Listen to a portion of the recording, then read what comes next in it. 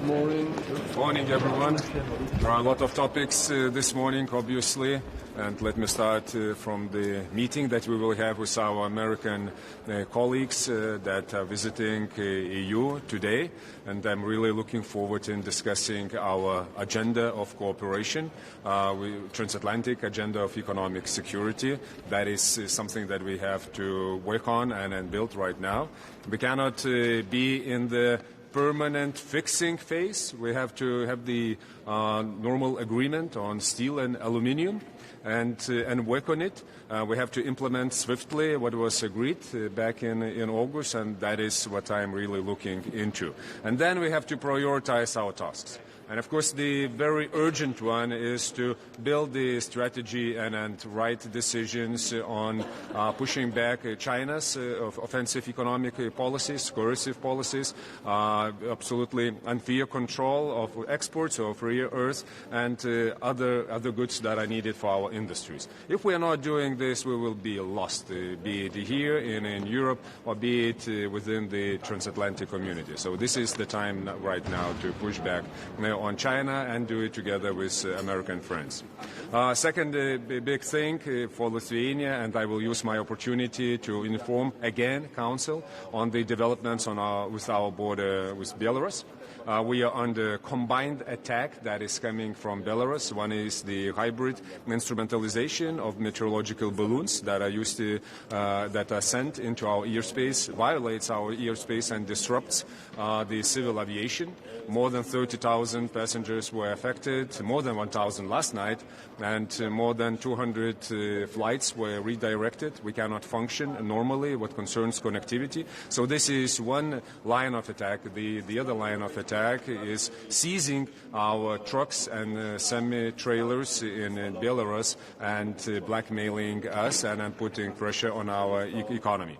So this combined attack has to be met with response from European Union, because European Union is under, and its member state is under economic pressure. And that is what the European Union has to do: protect its member states, protect its companies, protect the property of its companies. And the way to do it is to impose more sanctions on Belarusian economy, on trade, and on the representatives of the regime. So this will be the call from Lithuania.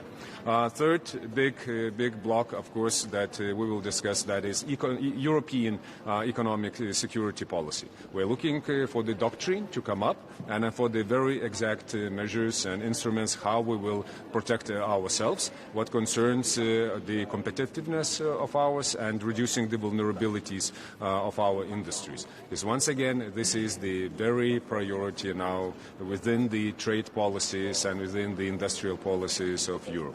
And Lithuania is one of the countries that is already implementing the best practices, and we're looking forward to expand it. Do you expect pressure from your U.S. counterpart given the tariffs that have to be?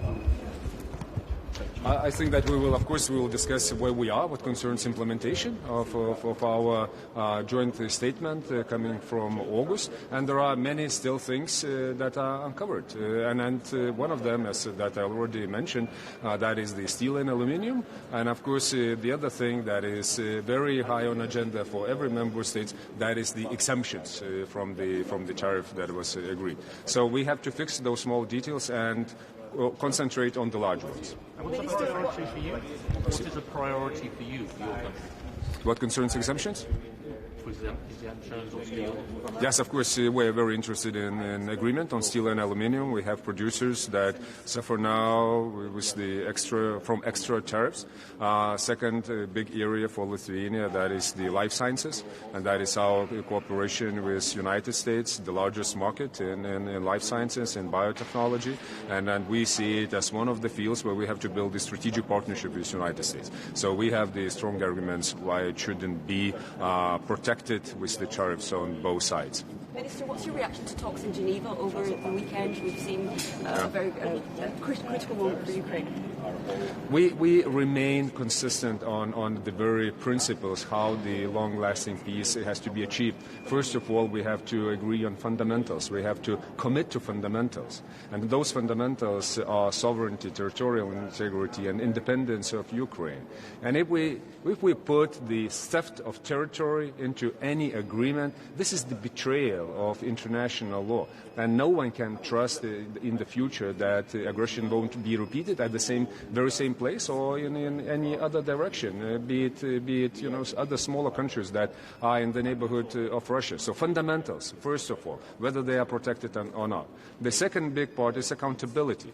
From what I read, when I see the word amnesty to the war crimes, this hits the red lamp into many heads, in mine too.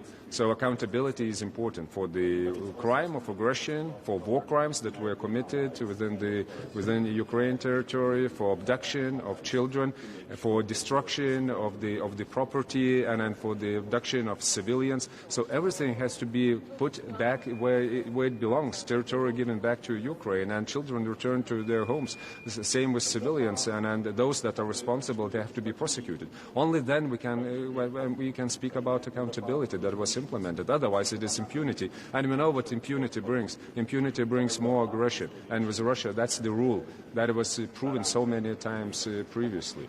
But if there is the progress, as the parties are signaling us and reporting, of course we commend it, that the talks are progressively improving, and looking forward to also for Europe to step in those parts that cannot be discussed without Europe. That is the European security.